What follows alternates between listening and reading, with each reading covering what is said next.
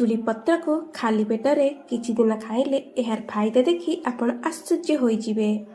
आपण जानिछन्ते कि पिजुली ठारू अधिक बेनिफिट पिजुली पत्र थाए। आज वीडियो रे आमे जानिबा पिजुली पत्र खाइबा द्वारा कौन कौन फायदा मिले। आमे पिजुली पत्र को आम आड़े लेभुआ कहू चाउलिया कहू आपण आड़े पिजुली को कौन कहती कमेंट कर निश्चय जणाइबे। बंधुगण यार एते फायदा आपण माने यार एते लाभकारी आपण मते भावना मध्य लगे पारिबे नाही। आम बारीपटे पिजुली गछ लगी एते मु डाळ आनिची यार पत्र केते फायदामंद। पिजुलीर फायदा देखि आपण आश्चर्य होइथिबे। आपण समस्त जानिसंती पिजुली बहुत बेनिफिट थाए। यार पत्र केते फायदा अछि आपण जानि नथिबे। यार पत्र को पानी रे फुटेकी पीबे डेंगू मलेरिया भली मशा जनित समस्त रोगरू उपशम मिलता है। आमर ब्लड सेल को बहुत जोर से बढ़िबारे हेल्प करिथाए। यदि आपण एही पत्रर काढ़ा पियंती ओजन कम हुए मोटापा ह्रास हुए। यदि आपण निजर ओजन को नहीं चिंतित अछंती तेबे पिजुलीर 3टा 4टा पत्र को पानी रे भल भाबरे फुटाई दियंतु। तापरे भलरे छाणी सेही पानी को हल्का गरम गरम ही पियंतु। अल्प दिन देखिए आपनकर ओजन कम हेबाकू लागिबो। शरीर जमा होइथिबा फैट ओ चर्बी आपनकर धीरे धीरे मेल्ट होई जिवो। पिजुलीर कसी और कर्ण पत्र को आपण चोबई चोबई खाई पारिबे। पिजुली पत्र खाइबा द्वारा आमर मेटाबॉलिज्म भल होइथाए। मेटाबॉलिज्म भल हेबा द्वारा आमर हजम शक्ति वृद्धि पाई थाए। डाइजेशन भल रही थाए। जहाँ भी आमे खाइबा ताहा फैट रे कन्वर्ट हुए नहीं, जहाद्वारा आमर वेट गेन हेबो नहीं। आमे सहजरे वेटलेस करि परिबा। जो माने वेटलेस करबा को चाहुछंती पिजुली पत्रर चाहा को जरूर पियंतु। पिजुली पत्र फाइबर थाए। फाइबर थिबारु जहाँ भी आमे खाइबा पीबा ता लंबा समय धरि आम पेट रही थाए। जहाँद्वारा कि आमको भोक लगे नहीं। जितेबले आमको अधिक भोक लगे नहीं पेट भराभर रही थाए एबे आमे ओभर इटिंग करबा को पड़े नहीं और ओजन कम हेबार सहज हेबो। जो लोक माने डायबिटिक सुगार बीमारी अच्छी से माने पिजुली पत्र को निश्चिंत रूप से पीवा आवश्यक। छोट छोट कणिया पत्र को आपण चोबेकी पी पारिबे किंबा एमिति मु जेमिति कि पत्र रे पानी भल भाव 3-4टा पत्र को धोई देबे। सही पानी रे फुटाई की छाणी की पीबे। डायबिटीज सुगार कंट्रोल रहइबो। हार्ट पेशेंट मानक पाई मध्ये बहुत लाभकारी। आम कोलेस्ट्रोल को कंट्रोल रखि थाए। कणिया पत्र को आपण चोबेकी खाई परिबे। जदि आपण निज स्वास्थ्य को भल रखिबा को चाहछंती पिजुली पत्र चाहा बनेकी जरूर पियंतु। यह बहुत फायदा दे थाए। अनेक रोगरू आपण को बंचाई थाए। आंठू गंठी बात पाई मध्ये यह बहुत लाभदायक। तासह गैस एसिडिटी कंफ काश पुराना कंफ काश भली समस्या को मध्ये दूर करिथाए।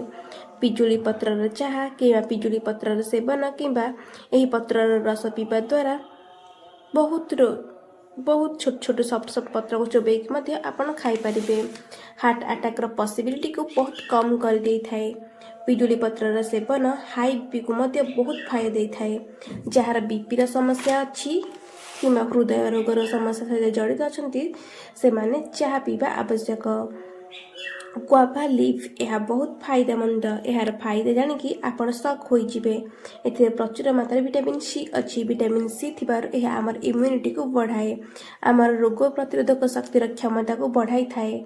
गुआवा लीफ रे एंटीऑक्सीडेंट गुण रही थाए। बंधुगण यह कोलेस्ट्रॉल भली रोगरू मध्य कोलेस्ट्रॉल को कंट्रोल रखि थाए एवं यह कैंसर भली बड़ बड़ रोगरू मध्य हमको बंचाई थाए। एथे एंटीबैक्टीरिया गुण मध्य रही थाए जहाँ काछु कुंडिया जादू भली बड़ बड़ चर्म रोगरू मध्य हमको उपशम मिल थाए। जदि ए पत्र को बाटी यार लेप जदि आप काछु कुंडिया जादू होइथियो स्थान लगे मात्र 2 ରୁ 3 दिन भितर काछु कुंडिया जादू भल हो जाई थाए। और डेंगू ज्वर जदि ए काढ़ा को पीबे तेबे ही पत्रर चाहा मध्य बहुत लाभ दे थाए। आपण देखि पारुथिबे पानी रे कलर केमिति बदली जाइछि। एबे पत्रर समस्त पोषक तत्व पानी को आसी जाइछि। ए गुआवाटी रेडी हे गला। जे माने डायबिटीज पेशेंट एहा को पी परिबे। सुगर लेवल बिल्कुल कंट्रोल रे रहइबो। प्राय समस्त घरे ही गछ आजिकल तो घरे घरे समस्त घर डायबिटीज पेसेंट तेणु ये पिजुली काढ़ा बना के दिखाँ देखो निश्चिंत से सुगर लेवल कंट्रोल रहिबो। आपण चोबई चोबई खाईपारे सका ब्रश करने पूर्व यदि यार छोट छोट कलिया पत्र को चोबई लाल सह खाइबे तेज यार फायदा 10 गुण बढ़ी एमती भी लाल आम अमृत सदृश।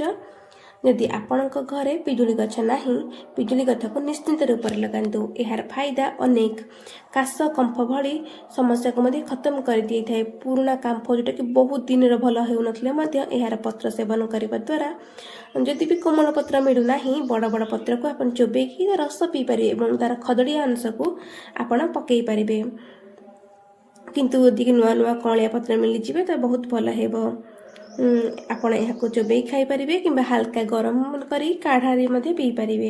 रिजल्ट आपन को 2 दिन में मिल जाव। आपण यहाँ बाटी यार लेप लगातु समस्त प्रकार चमर रोग भल हो। यदि आपण दांत दरज हो कि खाई पारना 2 पट गाल फुलिक रोचे पिजुली पत्र को चोबातु एवं यदि अल्प हल्का चोबईकी पत्र को झाँकी रुहतु जेपरिक दांत मूल यार रस लगे। एपरी करने द्वारा यह अल्प दिन में ठीक हो आपणकर मोटापा कम हो। खास जर हेले तासह आपको फायदा मिलता है। यही पत्रर पानी पीवा द्वारा आपण चेहरा जल्दी बुढ़ापा देखा ना अलवेज ग्लेज कर 54 अधिक दिन पर्यंत रे। पिजुली पत्र यार सुगर कोलेस्ट्रोल भली भली रोग हो न था यह रामबाण होता है से भली रोग पाई।